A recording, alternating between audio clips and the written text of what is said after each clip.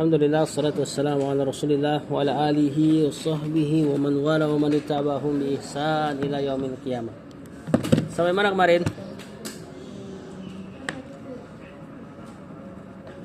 Ada apa? Ada baru kan?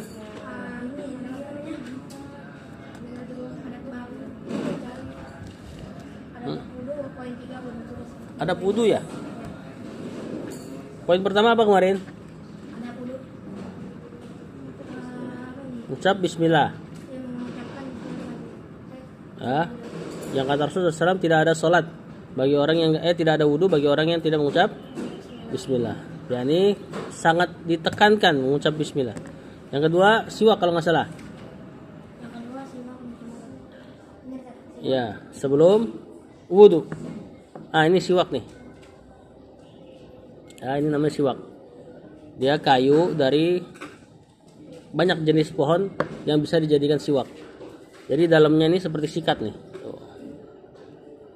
Kalau ini dari kayu dipotong. Potong sampai habis. Iya, makanya antum perhatikan kalau orang ngomong. Ya. Ini kayu zaitun. Kalau orang Arab nggak pakai yang ini, orang Arab pakai dari kayu arok. Ini kayu zaitun punya orang Syam. Nanti kalau paling mahal 9.000 8.000. Ini nanti perhatikan. Ini dalamnya ini digigit, dibasahin. Sampai dia lunak jadi sikat, baru disikat ke gigi. Sikat gigi. Dan getahnya ini benar-benar bikin mulut bau mulut hilang. Beda kalau antum pakai odol, mulut bau ketutup sama odol. Benar gak? Bau mulut ditutup sama odol. Kalau ini benar-benar ngilangin bau mulut, udah nggak ada baunya getahnya. Antum bolehlah sesekali minta abi antum belikan siwak. Paling 5.000. Ada yang 5.000-an. Atau bahkan kalau di Shopee antum bisa dapati sekitar 2.500. Shopee aja, Shopee. Enggak lah. Enggak ada. Beli siwak di Alfa. Iya. Begitulah Ummu Salamah. Istri Nabi, salah satu istri Nabi. Beliau kebiasaannya dikasih air siwaknya. Kalau ini pahit. Kalau yang pohon zaitun. Kalau yang orang Arab pakai pohon arok, rasanya asem. Itu lebih enak. Ya nggak apa-apa ditelan. Tab yang ketiga. Ada wudu yang ketiga, isbagul wudu. Menyempurnakan wudu. Belum dibahas ya?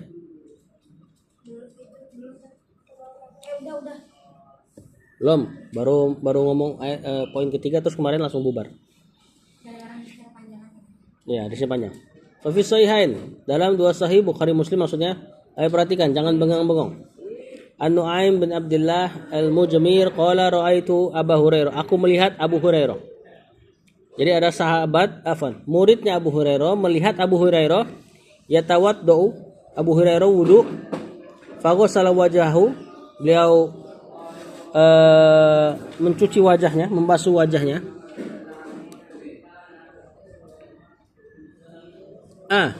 Apa sih batasan seseorang dikatakan telah mencuci wajah, telah mengusap wajah, telah membasuh wajah? Ini pena siapa nih?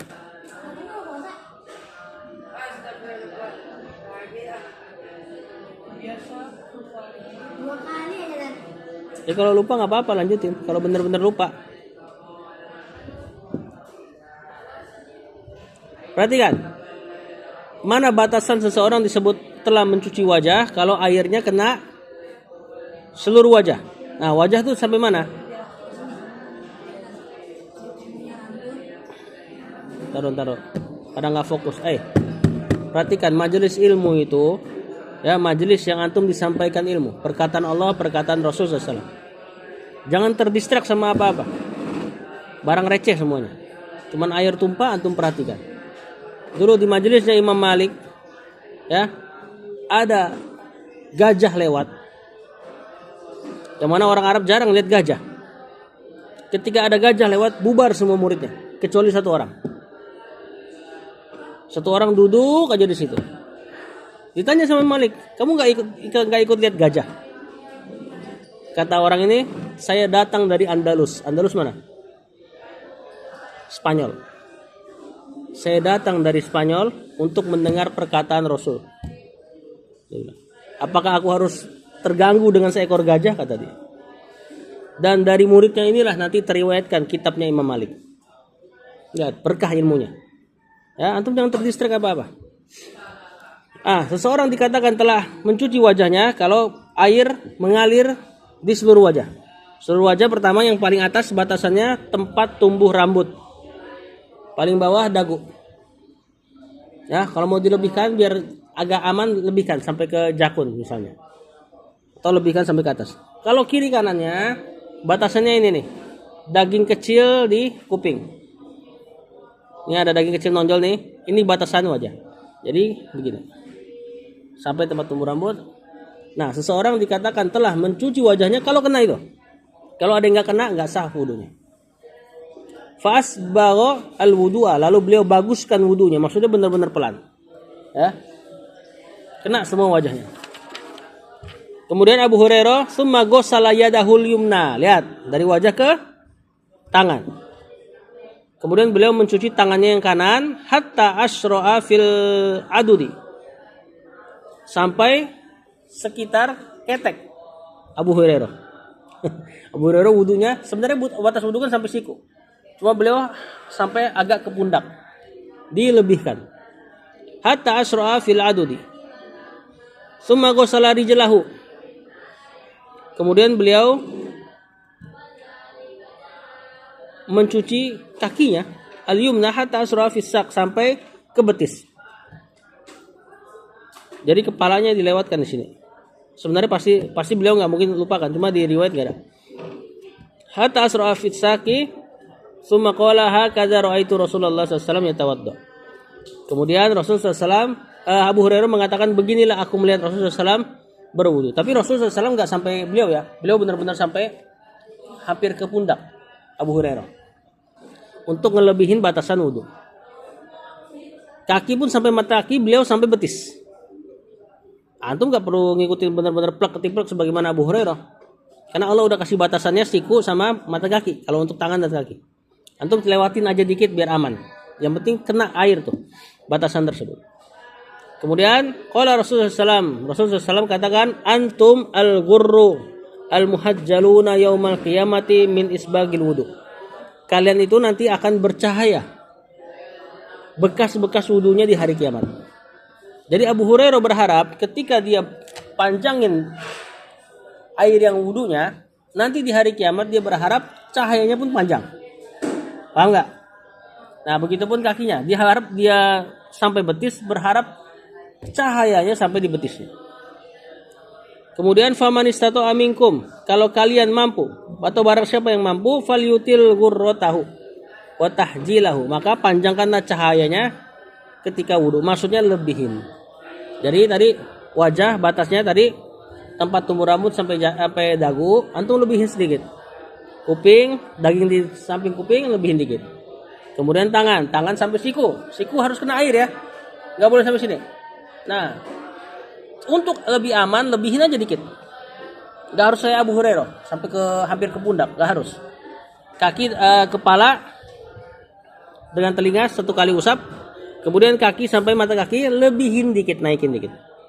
Ya, nggak perlu sampai betis juga. Yang penting dilebihkan dikit. Nah, ini disebut isbagul wudu, menyempurnakan wudu. Kemudian 3 kali. Rawah Muslim fi sahihi an Abi Hurairah, dari Abu Hurairah lagi radhiyallahu anhu anna Rasulullah sallallahu alaihi wasallam Rasulullah SAW bersabda, ala adullukum, maukah aku tunjukkan kepada kalian, ala mayamhullahu bihil khotoya, maukah aku tunjukkan kalian terhadap perkara yang bisa menghapus dosa-dosa, wa yarfa'u bihi darajat, dan mengangkat derajat. Qalu, kata sahabat, ya wahai Rasul. Kata Rasulullah SAW, isbagul wudu, menyempurnakan wudu. alal makarih, ketika tidak disukai untuk wudu. Menyempurnakan wudu di saat-saat yang tidak enak untuk wudu, nah itu diantara penggugur dosa. Kapan? Saat-saat nggak enak untuk wudu.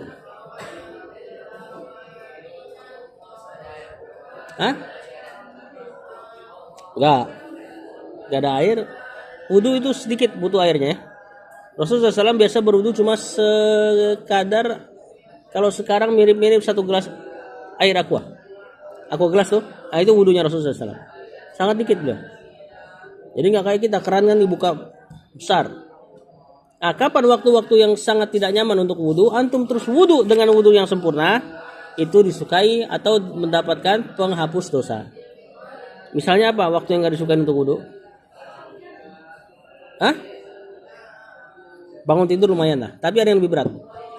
Ketika antum mau tidur kan disunahkan wudu. Orang yang wudu sebelum tidur, maka pahala tidurnya dihitung per jam. Dia tidur dalam keadaan wudu. Sedangkan antum, perhatikan antum. Umur antum dihitung pahala dan dosa dimulai dari kapan? Balik. Kira-kira usia 12, 13, 14, 15. Ya kan? Sehari ada 24 jam. Antum mulai balik dari umur 15. Taruhlah wafat 60. Berapa usia antum dihitung amalan? 45. 45 ini apakah seluruhnya benar-benar beramal tiap detik? Enggak. Potong tidur aja udah berapa? Tidur 8 jam. 8 jam berapa hari? Berapa hari? Berapa bagian dari hari? Enggak setengah. 1/3. Bagi 3 45. 45 bagi 3. 45 bagi 3. 15. Berarti potong 15 itu usia tidur antum. Kalau antum hidup sampai 60 tahun, antum tidur 15 tahun. Kalau tidurnya 8 jam, kalau kebo nggak tahu. Kalau antum nggak dapat pahala di 15 tahun itu sayang banget. Bener nggak? Nah, makanya wudu ketika sebelum tidur. Nah, wudu sebelum tidur tuh waktu yang berat, dingin, udah ngantuk kadang-kadang. Gara-gara wudu kadang-kadang ngantuknya hilang. Bener gak? Tapi antum tetap disunnahkan. Rasulullah SAW gak tinggalkan amalan ini.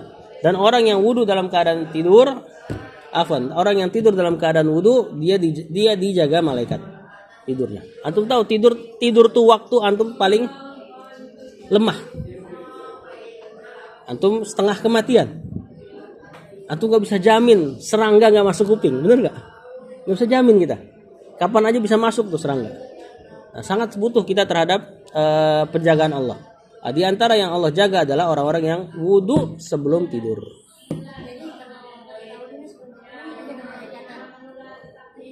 Dia bahkan diriwayatkan menyelip di baju antum.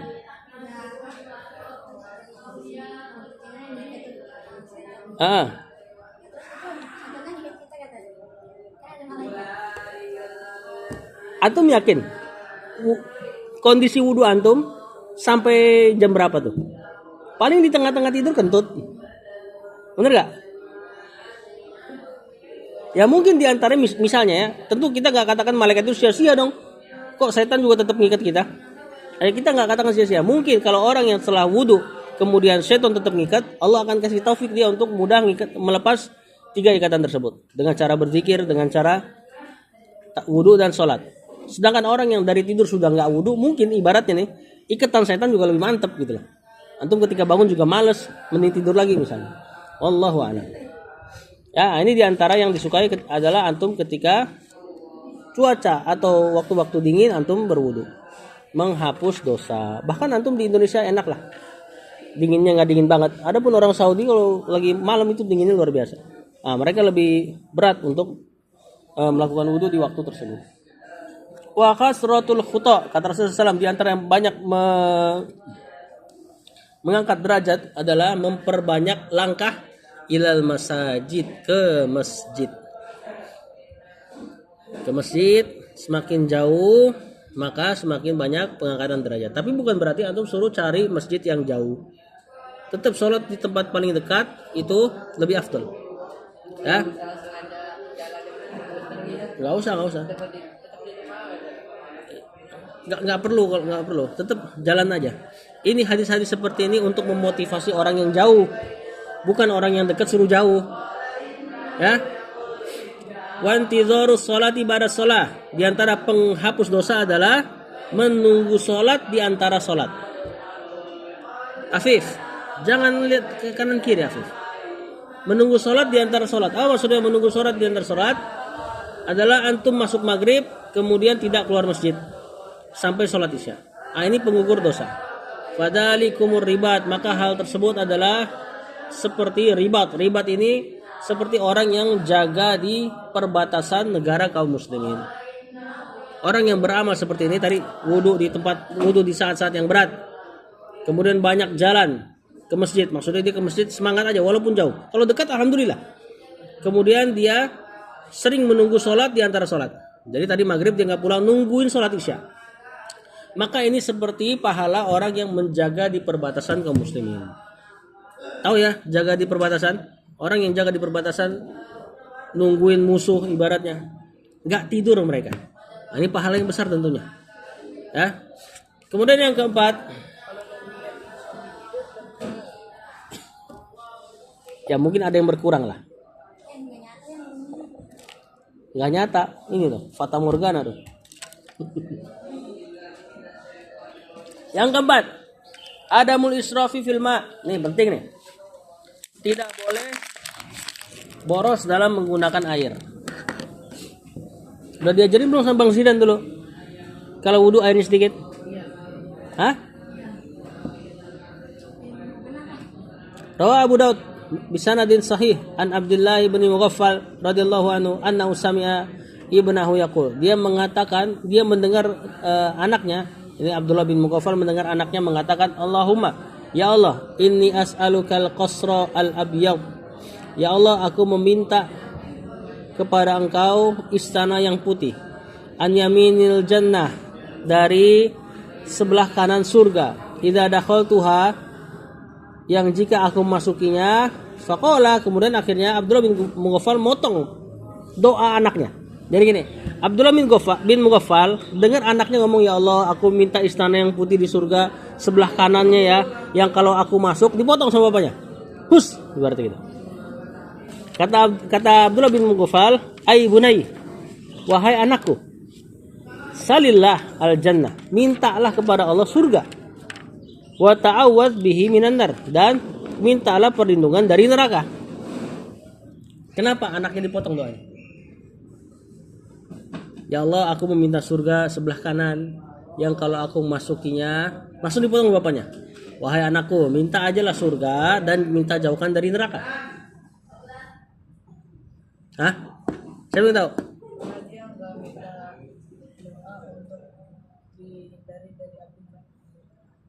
Bisa aja minta, cuma kan dipotong sama bapaknya.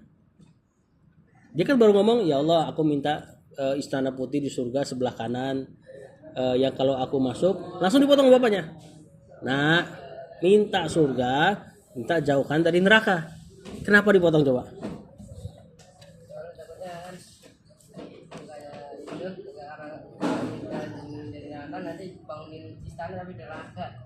Enggak, bukan. Bisa aja dia jelaskan itu yamin surga, di sebelah kanan surga. Udah jelas lah istananya di surga. Dia diomelin sama bapaknya, dia ditegur sama bapaknya gara-gara dia doa terlalu rinci. Gak boleh doa terlalu rinci, kurang adab. Ya Allah, aku minta istri yang hidungnya 2 cm mancungnya misalnya. Ya, yang begini tingginya 165 misalnya. Enggak usah. Minta perempuan yang soleh. Jangan juga terlalu global. Terlalu global tuh bener-bener gak rinci. Misalnya, ya Allah, aku meminta, ya kau udah tahulah apa yang aku minta, amin langsung. Nggak boleh terlalu global, nggak boleh terlalu rinci. Makanya kata bapaknya, is'alillah jannah, salillahil jannah. Minta Allah surga, wa ta'awwadz bihi minan nar, dan minta jauhin dari neraka. Fa inni sami'tu Rasulullah SAW, aku mendengar Rasulullah SAW mengatakan, innahu sayakunu fi hadhil ummah, akan ada umat, akan terjadi pada umat ini qaumun, yang mereka itu ya'taduna fit tuhur wat du'a, yang berlebih-lebihan dalam berdoa dan berlebih-lebihan dalam wudu. Nah, ini anaknya Abdullah bin Mughaffal nggak ada masalah sama wudhu. Dia cuma berlebihan sama doa. Cuman bapaknya ngasih tahu, Rasul tuh pernah ngomong, ada umatku nanti akan berlebih-lebihan dalam doa dan berlebih-lebihan dalam wudhu. Nah, pembahasan kita tentang wudhunya, bukan doanya. Jadi masalah doa tadi hanya faedah tambahan. Tidak boleh berlebihan dalam buang-buang air ketika wudhu. Ya, udah pernah belum nyobain wudhu pakai segelas air, gelas aqua? Sesekali cobain. Ya, dan itu sangat cukup. Yang penting antum tinggal tuang, kan? Kemudian ke muka. Kalau sudah kena air semua sudah cukup.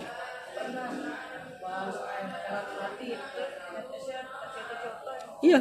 Bahkan ada syekh, jangan toing-toing juga, dikecilin aja. Ada syekh di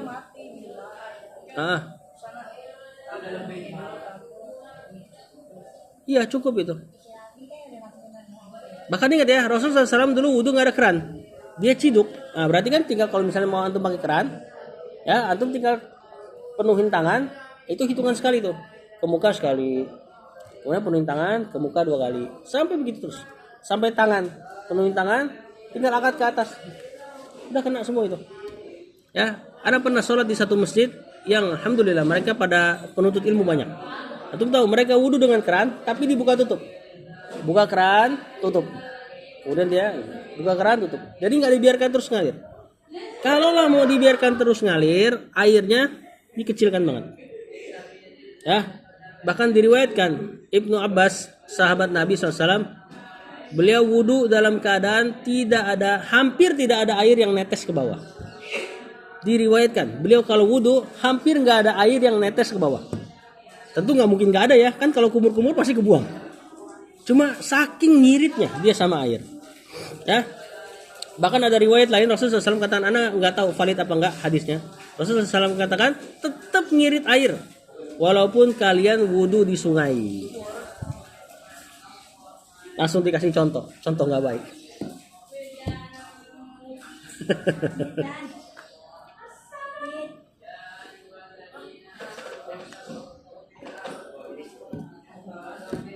Yang kelima,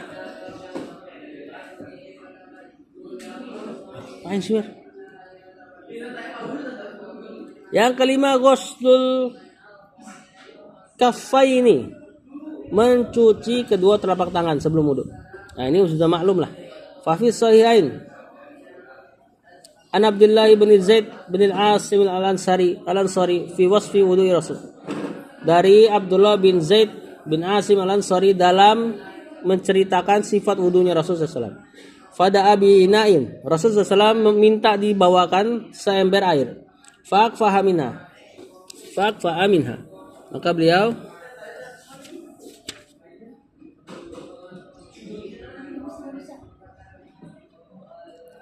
menuangkan ember tersebut ala yadaihi, ke atas kedua tangannya, fagosalahuma salasan, lalu beliau mencuci tangannya 3 kali. Jadi mencuci tangan sebelum wudu bagian dari wudu bukan? Saudara-saudara, mencuci tangan sebelum wudu bagian dari wudu bukan? Bukan bagian dari wudu. Hukumnya hanya sunnah, tapi tetap dilakukan. Ya, karena posisi pertama wudu sebagian ulama mengatakan wajah, sebagian ulama mengatakan kumur-kumur. Ini posisi pertama wudu. Karena kumur-kumur bagian dari wajah. Benar kan? Kumur-kumur kan mulut. Sebagian ulama mengatakan itu posisi paling pertama yang wajib ketika wudu adalah kumur-kumur. Antum bayangin kalau antum gak cuci tangan, ya ada bekas kapur misalnya, antum kumur-kumur tuh, ada bekas garuk-garuk daki misalnya, ya atau ngupil, maka disukai untuk tetap cuci tangan. Yang keenam, al-madmadatu, kumur-kumur wal istinsyaku. Istinsyak apa istinsyak? Memasukkan air ke hidung sampai keras, sampai ketarik ke atas. Istinsyak yang disukai Rasulullah SAW sampai beliau sampai mungkin ada resiko tertelan air. Iya perih. Efeknya apa? Pertama bersih. Ini bahkan dikatakan oleh para dokter. Di antara yang disukai metode pengobatan orang sinus kalau nggak salah, disukai suruh ngirup air dari hidung. Alhamdulillah kaum muslimin udah lakuin itu setiap saat. Ya. Yang kedua, dia ngedorong dahak. Air yang antum tarik lewat hidung ngedorong dahak keluar ke mulut. Yang ketiga apa? Efek yang paling bagus, ngilangin ngantuk. Fa fi sahihain. Kata penulis, berkumur-kumur dan istinsyak dengan satu cidukan. Jadi satu kali tangan langsung mulut sama hidung. Kemudian buang pakai tangan kiri hidungnya. Nah, ini yang disukai Rasulullah SAW. Tapi beliau juga pernah 2 kali ciduk. 2 kali ciduk maksudnya mulut dulu, kumur, buang, habis itu baru ciduk lagi air. Jadi dipisah pakai 2 cidukan. Nah, beliau pernah lakukan dua-duanya. Fa fi sahihain an Abdullah bin Zaid bin Asim al-Ansari tadi. Masih hadis yang sama. Ketika menjelaskan wudunya Rasulullah SAW, beliau minta diambilkan air, summa ada khala yadahu. Beliau masukin tangan ke dalam embernya. Fastakhrajaha, mengeluarkannya.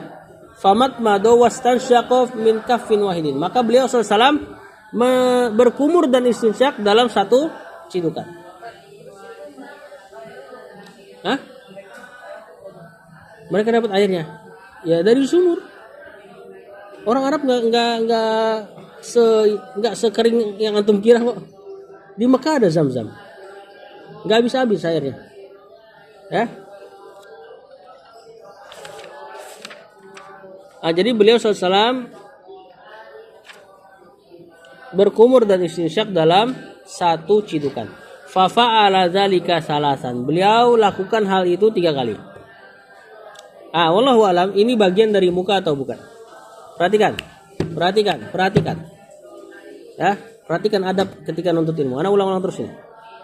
Ya, masalah istinsyak dan kumur-kumur diperbedakan pendapat oleh para ulama apakah dia bagian dari muka atau bukan. Karena wudu rukunnya sebenarnya cuma 4. Wajah, tangan, kepala, kaki. Wajah dulu, habis itu ke tangan, habis itu kepala dan telinga, kemudian kaki. Nah, kumur-kumur dan istinsyak entah bagian seperti sunnahnya mencuci tangan atau dia sudah masuk ke wajah. Ya, yang ini diperselisihkan oleh para ulama. Karena mulut dan hidung bagian dari wajah. Maka ada yang mengatakan enggak, ini sudah wajah, berarti wajib.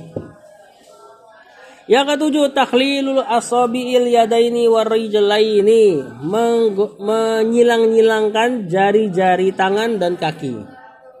Jadi ketika cuci tangan antum silang-silangkan airnya, jarinya.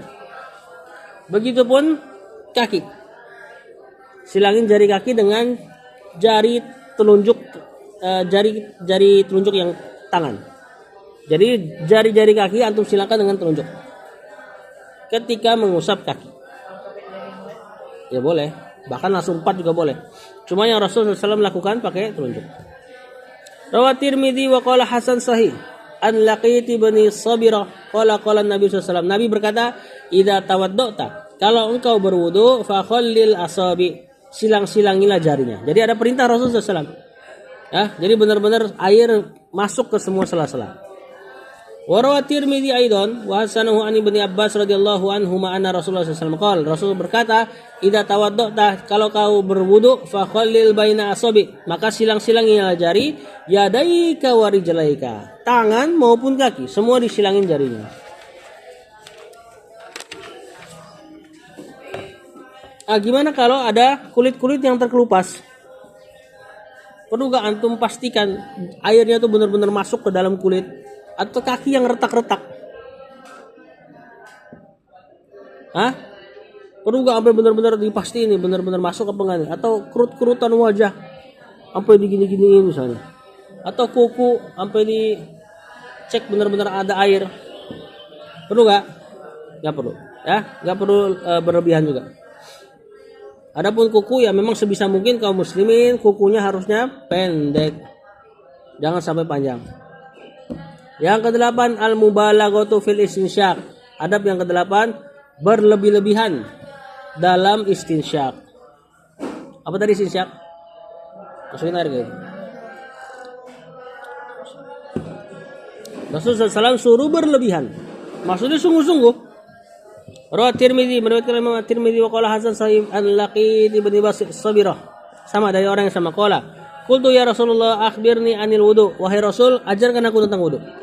Kata Rasulullah SAW, asbigil wudu, sempurnakanlah wudu, wa khallil bainal asabi, silang-silangilah jari, wa baligh fil istinsyak, dan sungguh-sungguhlah dalam istinsyak, benar-benar tarik pakai hidung airnya. Illa antakuna shaiman, kecuali kau lagi puasa, enggak perlu berlebihan. Perhatikan di sini. Kata Rasul, berlebihanlah dalam istinsyak, sungguh-sungguhlah dalam istinsyak, kecuali lagi puasa. Kenapa lagi puasa nggak boleh berlebihan? Karena takut ketelan, ya kan? Dianggap minum nanti. Berarti kalau nggak puasa, istinsyaknya sampai kalau perlu ketelan. Paham nggak? Ya enggak, ini berlebihan aja. Maksudnya kira-kira kayak gitulah. Tarik sungguh-sungguh. Enggak harus juga sampai ketelan, benar-benar ketelan. Ya, dan antum bisa kok. Bahkan anak bayi aja bisa. Anak bayi itu ada metode kalau dia lagi pilek, disemprot hidungnya pakai suntikan. Jadi pas ditarik nggak ketelan, keluar langsung dari mulut ingusnya. Dia bisa kondisikan tuh. Badan kita tuh, alhamdulillah Allah ciptakan bisa kondisikan. Tatkala dimasukkan air lewat hidung, yang keluar ke mulut. Jadi nggak ke paru-paru. Antum juga bisa insyaallah. Anak juga bisa. Karena biasa kalau istinsyak ya dihirup benar-benar sampai keluar semua melalui mulut. Hah? Ya pasti.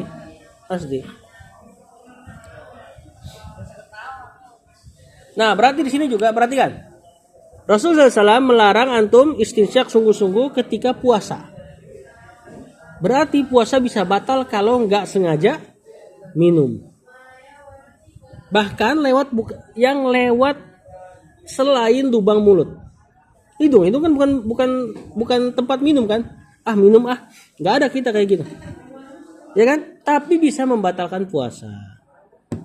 Nah ini hati-hati nih, berarti ada lubang-lubang lain yang bisa masuk ke dalam tubuh, antum jaga-jaga tuh. Kuping enggak lah, insyaallah. Lubang yang bawah.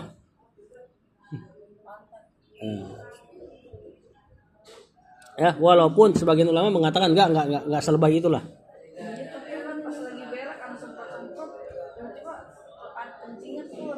Ih, jorok banget antum. Jangan, ini bahaya itu. Tadi maksud anak tuh lubang yang bawah, lubang buang air besar.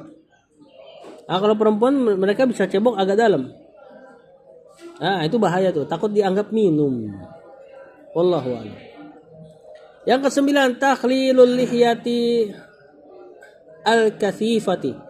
Ini kita baca aja sekedar ya. Menyela-nyela jenggot yang lebat. Antum ada yang udah punya jenggot belum? Kalau punya jenggot, maka jenggot di antara bagian yang antum harus sela-sela ketika mengusap wajah. Rawahu Abu Daud bi sanadin la ba'sa bi. An Anas bin Malik anna Rasulullah sallallahu alaihi wasallam kana idza tawaddaa akhadha kaffan min ma'in fadakhalahu tahta hanakihi faqallala bihi lihiyatahu wa qala hakadha amarani rabbi. Beliau kalau wudu, Rasulullah sallallahu sampai mana jenggotnya? Tahu enggak antum? Sedada. Beliau ada satu kondisi di mana beliau ambil satu cidukan untuk menyela-nyela jenggotnya yang tebal itu.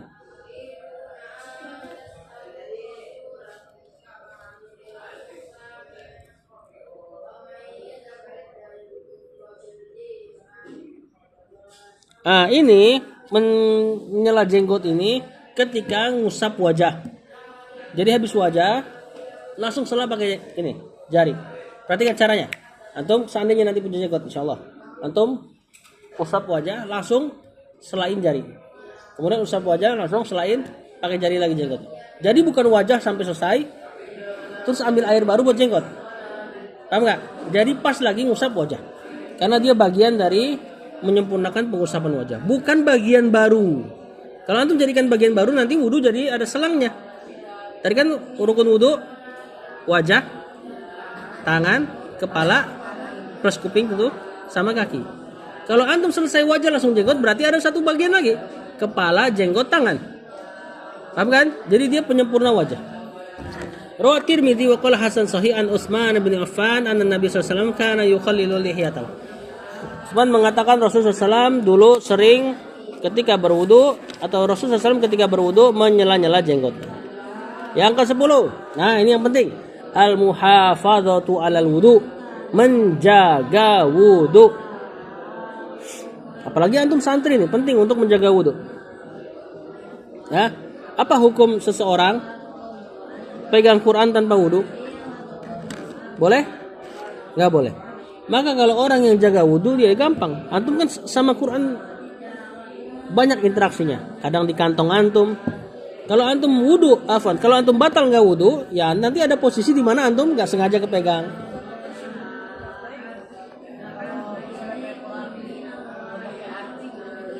Apa? Kalau ada artinya bukan Quran, bukan mushaf. Yang nggak boleh mushaf. Mushaf yang benar-benar lafaz Qurannya lebih mendominasi. Kalau ada arti-arti dikit-dikit nggak apa-apa lah. Lafaz Quran lebih mendominasi. Nah itu mushaf. Itu yang nggak boleh antum sentuh dengan dalam keadaan hadas. Ini Allahu alam. Tafsir. Ini tafsir sebenarnya. Allahu alam. Cuma jaga-jaga aja. Soalnya ini kan posisi tafsirnya lebih kecil daripada asli. Nah, maka ya jaga-jaga aja. Kita jangan pegang kecuali dalam keadaan wudu. Nah, antum santri yang punya banyak interaksi sama Quran, sebisa mungkin kalau batal wudu. Batal wudu. Nah, biar nggak ada posisi di mana antum lupa. Ntar lagi batal, tahu-tahu lupa kepegang. Nah, itu jadi khawatir jadi dosa. Rawal Imam Ahmad bi sanadin hasan an Sauban qala Rasulullah SAW Rasul bersabda saddidu. Saddidu itu maksudnya totalitas lah dalam beramal. Maksudnya ikutin amalanku. Wa qaribu, kalau nggak bisa mendekatlah kepada amalanku. Nah, misalnya Rasulullah SAW di antara sifat salatnya, beliau salat rakaat pertama baca Al-Baqarah, An-Nisa, Ali Imran. 3 surat dia baca 1 rakaat. Itu rakaat pertama. Tentu rakaat kedua, rakaat ketiga, rakaat keempat makin pendek. Hah? Ya boleh. Bisa nggak cuman? Ya kalau juz belakang juga boleh. Atau misalnya mau murojaah juz 30. 1 surat. Bukan 1 surat, 3 surat. 1 rakaat. Tambah 200, tambah sekian. Pokoknya 3 juz setengah apa ya? 5. Makanya beliau diriwayatkan kakinya retak-retak. Rasulullah SAW. Nah, sebagian riwayat mengatakan kakinya bengkak. Karena kebanyakan berdiri. Enggak diriwayatkan.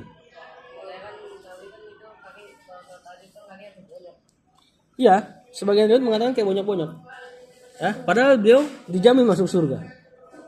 Gimana kemodelan kita? Yang enggak ada jaminan masuk surga, sholat malamnya malas. Kata Rasul saddidu, persis seperti apa yang aku lakukan. Susah gak? Susah tentunya. Rasul kasih pilihan lain, wa qaribu. Kalau nggak bisa persis, qaribu, dekatlah. Maksudnya dekat-dekat lah sama yang aku lakukan. Kalau Rasul baca Al-Baqarah, Ali Imran sama An-Nisa, ya kita dekatkan aja lah. Al-Ikhlas misalnya. Bacanya pertengahan Al-Baqarah 1 halaman ganti surat gitu boleh. Iya boleh. Antum juga boleh. An-Naba lanjut An-Naziat, habis itu ruku boleh. Ya, jadi nggak harus 1 surat. Bahkan motong-motong di tengah juga boleh.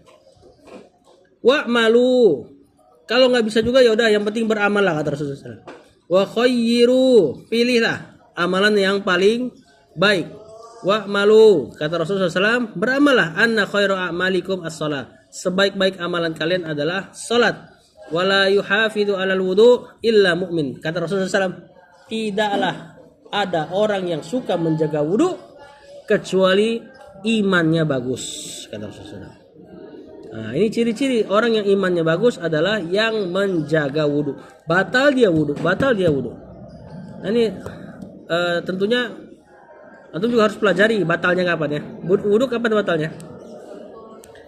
Keluar sesuatu dari lubang depan belakang. Nah, udah tuh, pokoknya kentut, kencing, semua batalin wudu. Terus tidur nyenyak juga batalin wudu gara-gara apa? Karena ada kemungkinan keluar tuh lubang. Keluar sesuatu dari lubang itu. Jadi orang yang tidur nyenyak kalau sebentar, sebagian Rasulullah SAW pernah dia tidur nyenyak sampai ngorok. Cuma sebentar, dia langsung sadar, dia langsung sholat. Jadi sebenarnya bukan tidur nyenyaknya. Ya, tapi kalau mau hati-hati ya tetap wudu. Karena tidur nyenyak kita nggak tahu kan keluar apa enggak, kemungkinan besar keluar. Berarti kalau keluarnya disempak masih mulai ada Kalau keluar, disempak misalnya dulu baca Quran maksudnya gimana maksudnya? Keluar air pipis, terus nempel di sempak. kita wudhu lanjut baca Quran Boleh. Tapi nggak boleh sholat. Ya, karena kalau sholat ada satu syarat lagi. Selain antum harus suci, antum wudu kan suci nih. Tapi baju antum juga harus suci kalau sholat. Nggak boleh ada najis. Jadi kalau sholat ada 3 yang harus suci. Badan, suci dari najis, suci dari hadas. Hadas itu kondisi antum ketika pipis. Beda itu. Kalau najis ada sesuatu yang kotor di badan antum. Kemudian baju bersih dari najis. Kemudian tempat bersih dari najis. Tempat maksudnya tempat antum sholat. Nggak boleh sholat di kandang onta misalnya. Onta kan dagingnya bisa misal kandang apa ya? Hewan yang nggak boleh makan. Ya misal kandang kucing lah. Ya atau kandang ular misalnya. Daging yang nggak boleh dimakan, nya najis. Kalau boleh dimakan nggak? Iya. Kucing, kambing tidak najis. Bukan berarti nggak kambing. Afwan. Ayam berarti. Maksudnya kambing, ayam, nya itu nggak najis. Bukan berarti kalau nempel antum nggak bersihin. Bukan berarti nggak nempel antum nggak bersihin. Perhatikan, najis itu kotoran yang syariat anggap dia kotor, nggak boleh pakai buat sholat. Paham nggak? Ludah jorok nggak? Ludah jorok, najis nggak? Najis? Enggak. Ludah suci. Tapi dia di sisi urf jorok nggak? Jorok. Sama kayak teh kucing, teh ayam. Ayam kan boleh dimakan, berarti nya suci. Ya, boleh gak? Atau maksudnya kalau antum sholat ternyata ada tembelek, bahasa Jawanya, nempel di kaki. Antum pas lagi ruku sadar, wah ada teh ayam ternyata. Lanjut gak sholatnya? Lanjut, karena tidak najis. Rasulullah SAW pernah sholat di kandang kambing. Itulah ulama mengatakan berarti nya kambing gak najis. Kemudian dia simpulkan berarti hewan yang boleh dimakan tidak najis. Apa yang suka nempel di baju? Tai apa yang suka nempel di baju? Tai burung. Pakai untuk sholat. Ya, cuman kalau sadar sebelum sholat ada ayam tadi, ya bersihin dulu. Jangan dengan pede. Suci kan, Allahu Akbar. Hah? Iya makanya suci. Makanya antum kalau tahu dibersihin. Kecuali taunya di tengah jalan. Kecuali taunya di tengah sholat, maka nggak usah dibersihin karena nggak membatalkan. Cuma nanti habis salam langsung bersihin. Ya, sama kayak oli. Oli najis nggak? Enggak insya Allah. Maka orang yang kerja di bengkel bisa sholat harusnya. Cuma mereka khawatir tuh, jeleknya gitu, nggak punya ilmu, akhirnya ninggalin sholat. Gara-gara oli. Padahal bisa, mereka bersihin semampunya, wudu. Nah itulah makanya kita hidup di atas ilmu. Hidup cari ridhonya Allah. Jangan dikira orang, jangan takut dikira orang. Saya yakin ini suci. Ya karena susah juga mereka harus mandi tiap mau sholat, susah juga kan? Udah lakukan. Tukang bangunan kena keringat. Keringat bau gak?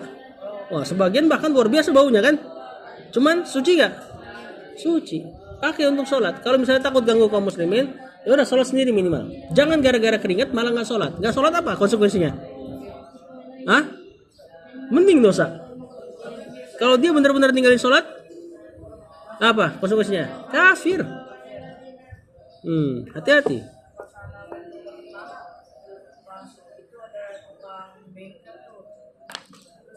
pakai baju mereka ini ganti baju Nah itulah kan, itu orang masjid juga nggak punya ilmu, harusnya biarin aja. Coba paling suruh di belakang atau gimana. Ya kasihan kan, makanya antum nanti jadi dai, ajarkan kaum muslimin gimana seharusnya jadi seorang Islam, kasih tahu mana najis mana enggak. Ini kan perkara yang sangat dasar nih, mana najis mana enggak. Apalagi yang najis, pipis, kemudian tadi yang memang nggak boleh dimakan, kemudian apa lagi, daging babi, atau bahkan kata sebagian ulama babinya seluruhnya, anjing dalam sebagian pendapat, nah, apa lagi, ular nggak boleh. Enggak, bukan berarti hewan yang nggak boleh dimakan badannya jadi najis. Kucing juga nggak boleh dimakan, tapi suci dia.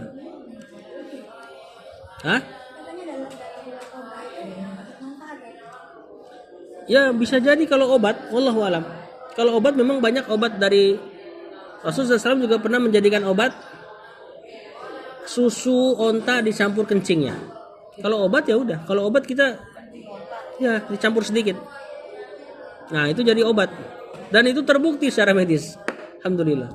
Dan di medis juga banyak obat-obat yang terbuat dari kencing hewan ini, kencing hewan itu hal yang wajar. Kalau orang sakit ya kayak keluar dari asal hukumnya.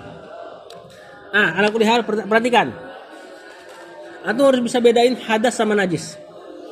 Najis ini kotoran yang dianggap syariat kotor, antum nggak boleh bawa sholat. Kalau hadas, apa hadas?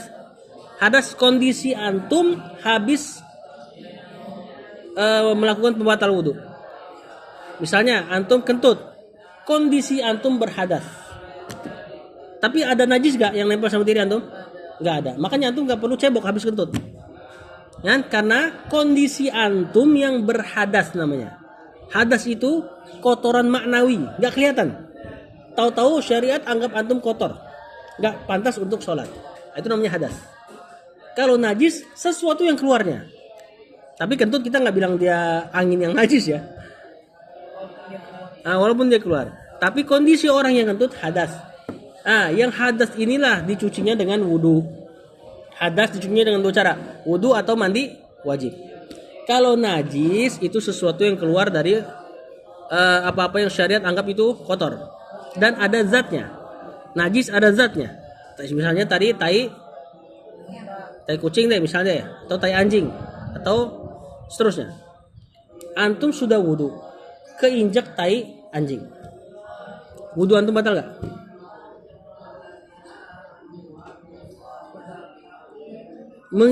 Kena najis pembatal wudhu bukan? Enggak. Apa aja batal wudhu? Keluar tadi dari 2 lubang, kemudian tidur nyenyak, apalagi pingsan, mabuk, pokoknya nggak sadar lah, sama makan daging onta. Kalau nggak salah ini pembatal wudhu. Kena najis ada pembatal wudhu nggak? Ya, makan daging onta dia diriwayatkan Rasulullah SAW suruh wudhu. Muntah juga Rasulullah SAW suruh wudhu. Perhatikan, kena najis pembatal wudhu bukan? Bukan. Terus gimana solusinya kalau antum sudah wudhu, keinjak tai anjing, nempel di tumit, nggak cuma sendal naik tai anjingnya ke tumit, batal gak wudhu antum? Tidak. Tapi bisa sholat? Nggak bisa, karena antum bawa najis. Tadi sholat harus suci badan, suci badan dari najis dan hadas. Antum sudah bersih dari hadas karena wudhu, suci dari pakaian dan sama tempatnya. Berarti apa solusinya? Solusi ngilangin najis tinggal bersihin doang. Kayak gimana caranya? Gak diajarin syariat. Maksudnya bukan gak diajarin, gak dibatasi syariat. Pokoknya selama dia terangkat dari tubuh antum dianggap suci. Baik dengan digesek-gesek ke tanah atau disiram paling aman. Saat itu antum perlu ngulang wudhu? Tidak. Bedain hadas sama najis. Kondisi kedua sama kondisinya. Sudah wudhu, ternyata ada tai anjing. Mau cuci susah. Bisa pakai buat baca Quran? Insya Allah bisa. Baca Quran nggak butuh benar-benar suci, sama kayak tadi celana antum yang ada sedikit kencing misalnya. Tapi bisa pakai buat sholat? Enggak. Bedain antara hadas sama najis. Kalau lagi belajar di harus Sebisa mungkin. Adabnya. Bukan masalah harus, tapi adabnya. Apalagi contoh kasusnya ya?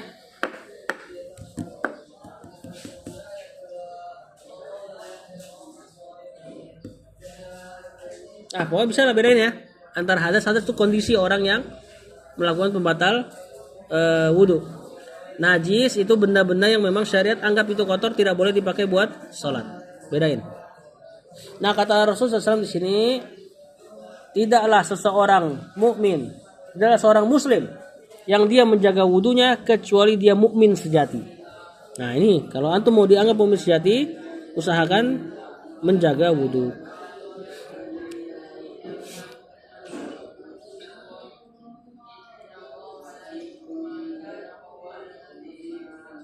Nah, di antara tanda iman adalah seseorang menjaga wudhunya. 10 menit lagi. Nah, ini sudah maklum nih. Yang ke-11 doa setelah wudhu.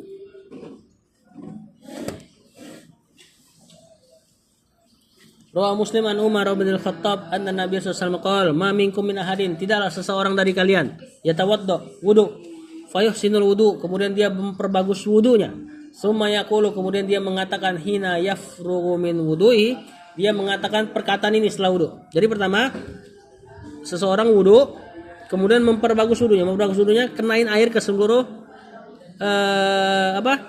bagian yang harus kena air. Kemudian 3 kali kecuali pala. Ini namanya ihsanul wudu, memperbagus wudu. Habis itu dia mengatakan asyhadu an la ilaha illallah wahdahu la syarikalah wa asyhadu anna Muhammadan abduhu wa rasuluh. Kemudian dia syahadat illa futihat lahu abwabul jannah as-samaniyah, kecuali dibukain pintu surga yang 8. Kenapa sih pintu surga dibuka sampai 8? Padahal kalau antum masuk satu pintu doang kan? Ini dalam rangka mengagungkan amalannya. Mengagungkan amalan orang wudu, memperbagus wudu, kemudian dia syahadat. Ini sudah jadi doa setelah wudu, antum hafal kan? Terus ada perkataan apa lagi setelah itu? Waja'ani minal mutatahhirin. Ini di hadis lain. Antum sampai syahadat aja dapat pahala ini. Dibukakan pintu surga yang 8.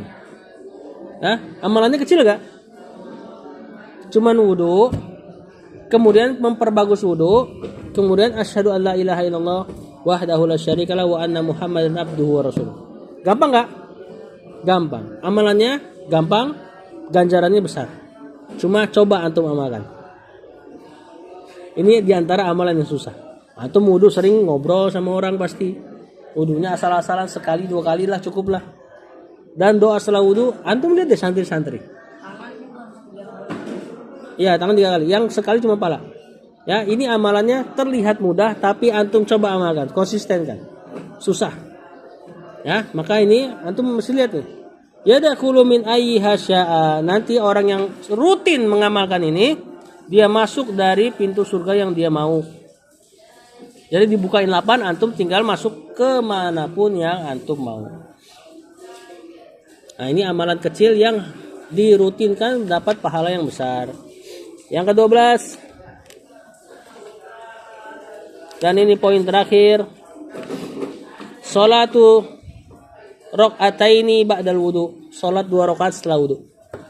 Jadi kalau antum setelah wudu lalu melakukan sholat 2 rakaat, ini ada ganjarannya. 2 rakaatnya niatnya apa? Bisa antum niatkan sholat tahiyatul masjid. Kalau antum habis wudu langsung ke masjid, niatkan tahiyatul masjid. Atau rawatib. Rawatib tahu rawatib? Sholat rawatib tahu? Sholat di antara sholat wajib. Sholat zuhur ada 2 rakaat sebelum dan 2 rakaat sesudah. Sholat subuh ada 2 rakaat sebelum. Sholat asar tidak ada. Walaupun boleh sholat sebelum iqamah. Sholat maghrib ada 2 rakaat setelah sholat. Walaupun boleh sholat sebelumnya. Kemudian sholat isya ada 2 rakaat setelah isya, walaupun boleh sholat sebelumnya. Ya, nah 10 rakaat dalam sehari ini disebut sholat rawatib. Apa aja tadi? Subuh 2 sebelum, zuhur 2 sebelum dan sesudah, udah 6. Maghrib setelah, isya setelah. 10 rakaat sehari ini ada ganjarannya. Di hadis lain ganjaran yang lain 12 sehari.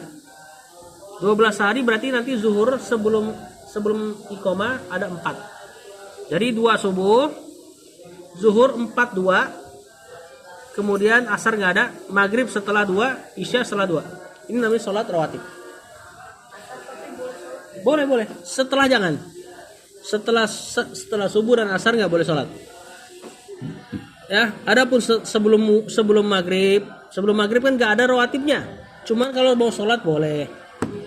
Paham? Nah, ini namanya sholat rawatib. Kalau antum habis wudhu langsung sholat rawatib, dapat pahala sholat sunnah wudhu. Ya, kita baca sholat sunnahnya. Dari Abu Hurairah bahwasanya Nabi SAW berkata kepada Bilal setelah sholat subuh, "Ya Bilal, wahai Bilal, hadits nih, ceritakan kepadaku.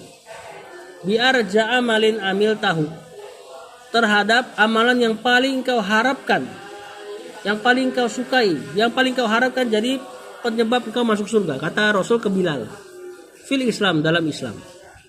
Kata Rasul SAW, dengarkan, fa inni sami'tu dafana laika, sungguh aku mendengar suara sendalmu, baina yadayya, di depanku, fil jannah, ketika atau di surga. Jadi Rasul SAW mendengar suara sendalnya Bilal di surga. Orangnya masih di dunia, telapak jejak kakinya sudah terdengar di surga. Makanya Rasulullah, amalan apa yang paling kau harapkan? Kok bisa sih sampai kayak gitu? Qala, kata Bilal, ma amiltu amalan arja, tidak ada amalan yang paling aku harapkan indi, di sisiku. Anni, hanya saja aku lam atohar, aku tidaklah bersuci tuhuron, dalam satu bersuci maksudnya wudu, fi saati lailin au naharin, malam ataupun siang Rasul. Pokoknya kalau aku wudu, illa sholaitu, kecuali aku pasti sholat. Bidzalika tuhur, dengan wudu tersebut, maku tibali an usolli, sesanggup yang aku sanggup untuk sholat. Jadi kata Bilal, di antara amalan yang dia andalkan adalah ketika dia sholat 2 rakaat mesti setelah wudu. Malam kayak siang kayak. Jadi kalau modelannya tadi kita ngomongin malam-malam wudu udah berat, apalagi orang yang udah ngantuk, untuk ketika batal dia wudu udah berat. Bilal lebih dari itu. Dia batal, dia wudu terus sholat, baru ntar lanjut tidur lagi. Antum bayangin, dia nggak pernah tinggalin itu. Itu jadi penyebab masuk surga. Ya, sholat 2 rakaat setelah wudu. Termasuk juga antum ketika tadi habis dengar azan, wudu, habis itu masuk masjid, termasuk dapat ini insyaallah. Ya, sholat setelah wudu. Jadi sholat setelah wudu bisa pakai rawatib, bisa dihitung tahiyatul masjid, atau benar-benar sholat wudu. Jadi nggak ada alasan sama sekali antum habis wudu langsung sholat 2 rakaat. Ya, niatnya tinggal antum ini aja, mainkan aja hatinya.